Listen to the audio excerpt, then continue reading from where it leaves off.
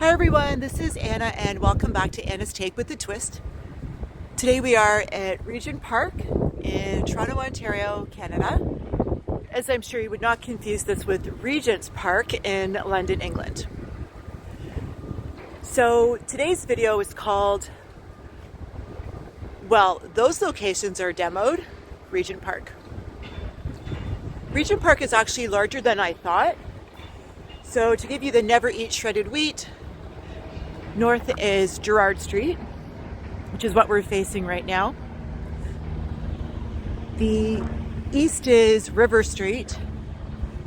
South is either, now this is where it gets complicated. Some people say that Regent Park ends at Shooter Street, and that would be south. Other people say that it ends at Queen Street, which of course is parallel to Shooter Street, which is also south. And then of course the west would be Parliament Street. This right here is a 6-story structure, which was community housing. So that's what Regent Park used to be. It's all community housing, Toronto community housing. It had another name before that, but I don't know what it is. Like someone actually told me the other day, but it's more of Regent Park. But I didn't write it down, so that's on me. So Regent Park. Well, Regent Park is a lot of things. It's a lot of things for a lot of different filming locations. For example, they shot a couple of scenes of Lockerbie, which is a docu-series, a mini-series, just up the street. Actually, right there. At the lights, they were doing what's called crosses, so they were literally crossing the street. This area here is actually very familiar to The Boys. I know I'm always talking about The Boys. I can't help it. I think I have like a little bit of a mild or obsession with The Boys. Anyway, we'll get to that later. And they also filmed a couple of scenes from The Corner. It's a CBC production. The Boys is Amazon Prime. And I'm rather certain they did some episodes for, or some scenes for the TV show called Pretty Hard Cases, which is also CBC. So I'm not going to walk around the whole area because Regent Park, as I said, is really large. They did actually have some townhomes, which are right here. This is where they were doing the crosses in front of Gerrard, in front of that little store there. When I came here to see, there was a building that's right in front of me. There used to be a building in front of me that's since been demolished, so that one had a pair. There used to be a building there, a building in front of me, and then two, but so there used to be, I think, like six buildings in front there. So as you can see, there's a lot of little 3-story units. 3-story units back then didn't have elevators, and the 5- and 6-story units did. So, Regent Park, okay. Regent Park used to be part of Cabbagetown, and in Cabbagetown, as you know, is a part of Toronto. Toronto's divided into all these little districts and areas.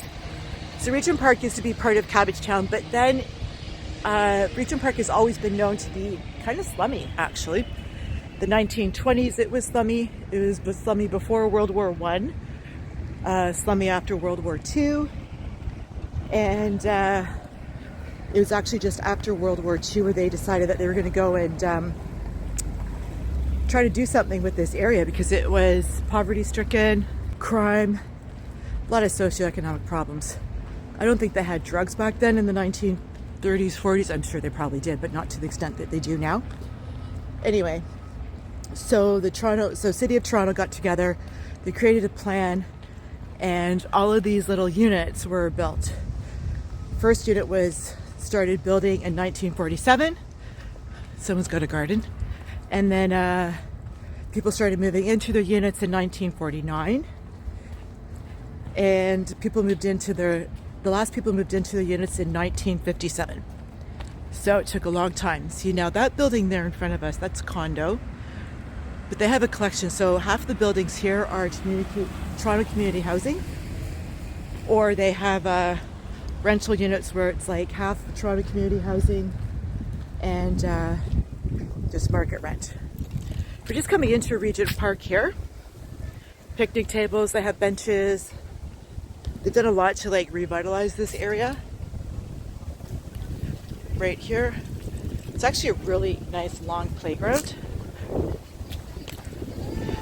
A lot of condos over there. So in the 1960s, people started complaining again because of all the drug use, the crime, the prostitution, and they just never really got rid of the socio-economic problems. I wanted to show you this. This is what's called the Pam McConnell Aquatic Center, and a little bit of a history behind this. First, actually, I'll show you that it's an Olympic-sized pool. Here we are, and we're at 640 Dundas Street East. And of course, the City of Toronto, always a city within a park. So the Aquatic Center has Olympic-sized pool, which is great because this is where they had the 2015 Pan Am Games. So that's an interesting fact. Another interesting fact is this building is... Another interesting fact, sorry about that, it's a lot of construction trucks. A lot of interesting fact is that the only reason this building is here is because this man, I don't know if you've heard of him before, Donald Trump, actually donated $6 million to have this built. So I'm not sure what Pam McConnell said to him, but this was her writing, as I understand it. And I've heard from several sources, and I know it to be true, that yes, Donald Trump did donate $6 million in order for this building to be built. Now, this right here is, so we have this, so this right here is Dundas Street. That was the 505, yes, 505 streetcar that just went by. We have like businesses, so we have Wendy's, we have the Rogers, which is locked down, we have the Scotia Bank, which is new, we have these other little establishments here. This right here is Sumac Street, so I'm just going to walk down Sumac, and it's going to let you know that Sumac Street is actually kind of interesting because if you take Sumac Street straight down, it turns into Cherry Street, which will take you to the Cherry Beach. There we go. At the same time, if you walk north on Sumac Street, what will happen is you will end up at the Riverdale Farm. Sorry about that. What I did was I actually walked east on Dundas. Sorry, I get those confused. I walked east on Dundas to Tubman, and then I walked south on Tubman. I wanted to show you this building. So it's the Bill Graham Youth Center. It's the Ada Slate Studios Dixon Hall Music School. I'm not really sure what they do in there outside of what they say on the building. So this right here is still part of Regent Park. And so this right here is called Regent Park Athletic Grounds. Obviously you can see they have basketball, they have little picnic areas, and they have a couple of benches. They have this really nice track. Is that table tennis? I can't remember. Table tennis or ping pong? I think it might be, no, I think it's ping pong. So they have the track. They also have the soccer field. Some more housing here. I'm not sure what all this housing is. And then, let's see, that right there with the white around the edges there, that's actually an ice rink. Thought that was kind of neat. So as you can see, there's a lot of housing here. And all of these buildings were built on the land of those little tiny 3- and 6-story units. So we're still here at the Regent Park Athletic Grounds. I thought I'd just show you we're on Sumac Street. And this building right here is it's a Chartwell for senior living. So that building in front of us is the Regent Park Athletic Grounds building for the field house, which is powered by Under Armour. And they actually teach people how to play field hockey there from May until June. They have a poster, actually several posters on the window there. And we just have Sumac Espresso in front right there. I've been there several times. Service is good, the prices are reasonable, so shout out to Sumac Espresso. So we're just here on Shooter Street. So there's better idea of what how tall some of these buildings are, 47 stories. There's a childcare center right there attached to a school. So this school actually has an interesting piece of history attached to it. It's been in Regent Park for a long time. It's actually called Regent Park Public School. However, wait for it, it is now called Nelson Mandela Park Public School. So it's quite majestic. It actually changed the name in 2001, and that's when Nelson Mandela came to visit the kids at this school. So that's a very interesting fact, getting hit by a car. So there, just so you have like a better idea of how tall and old this building is, you can tell from the concrete pillars that they put in there. It's just really, really pretty, actually. It's interesting because I've walked past this, but I never noticed it. You know what I mean? And then right beside the Nelson Mandela Park Public School, we have the Regent Park Community Center. They have a community recreation center, Regent Park Employment Services, and they have childcare. So I forgot to mention, like, all of the services in this community center are free, and so is the swimming. The swimming at the Pam McConnell Aquatic Center, all of that is free. They even have aqua fitness or aqua exercising classes, and those are free too.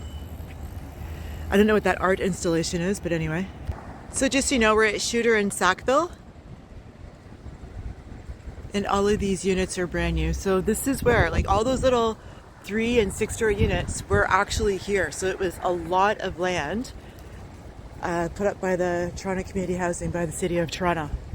So apparently it's going to be, this whole revitalization is going to cost $1 billion. $1 billion. This right here that we're looking at is section 2, block 2.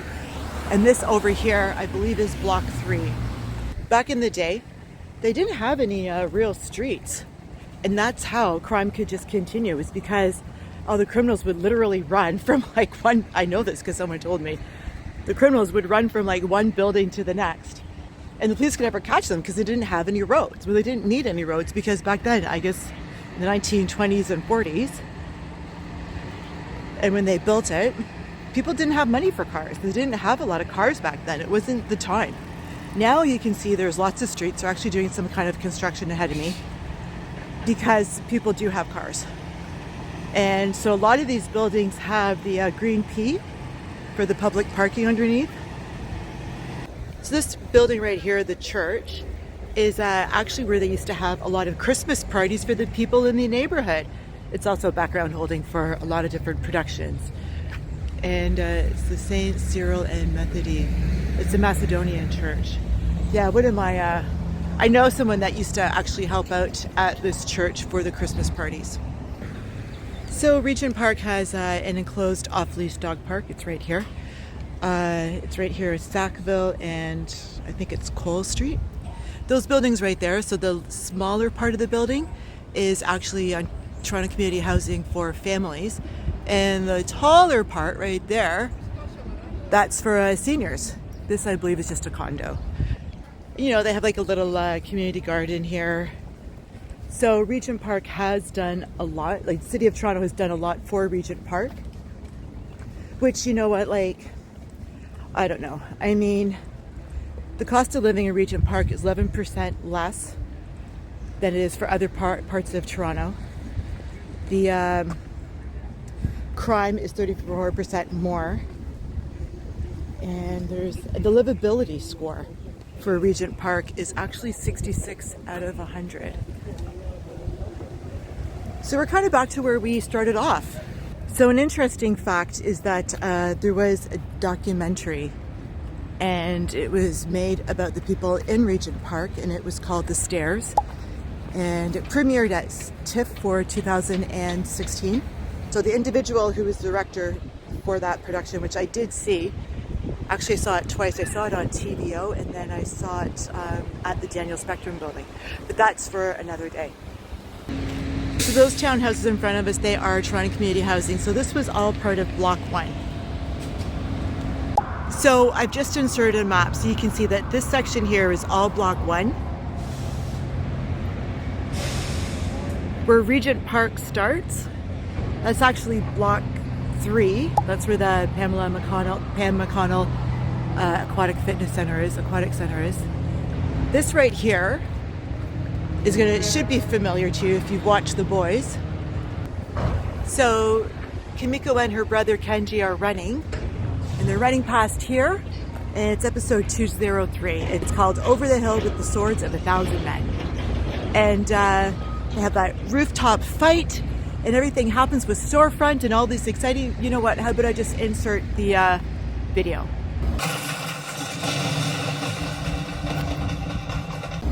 I know, it's really hard to believe that the Boys was filming here, but it was. I recognize the buildings.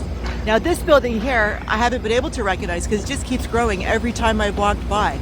So this building here was originally supposed to be, from what I was told, 11 stories on one side and 22 stories on the other side. Then someone said it was going to be 15 stories and 25 or 28 stories. I can't remember. Either way, the City of Toronto has decided to increase the number of units by 1,000.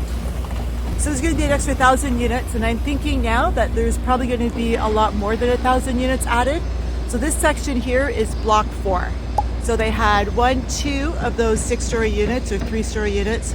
Then they had another one in front of me, another one over there, one over there, and another one. So they had 1, 2, 3, 4. So they had 6 units, 6 of those little buildings here. So there's another section of The Boys that was filmed here in Regent Park, and it is called it's episode 204, Nothing Like It in the World. That's where they have the vigil where Butcher is talking to, I totally forgot her name. So we can find. Why? So it's after 1 o'clock and there's a lot of construction. I wanted to bookend this video. However, with all the noise, I thought I'd just come over here and find a quiet spot. So I've included a map. So this section right here is called Block 5, and it was supposed to have been demoed by now. Actually, all of Regent Park was supposed to be revitalized by 2024. And as you can tell, that one building, they were still working on it.